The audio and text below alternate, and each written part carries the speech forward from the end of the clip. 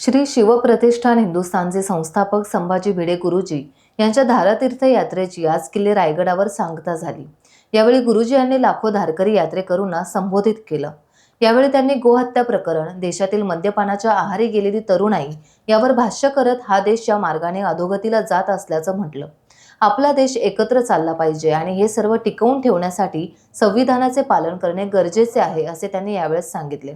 येणाऱ्या 15 ऑगस्ट स्वातंत्र्य दिनाची पदयात्रा ही प्रत्येक गावातून निघणार असल्याचं सुद्धा त्यांनी यावेळेस स्पष्ट केलं।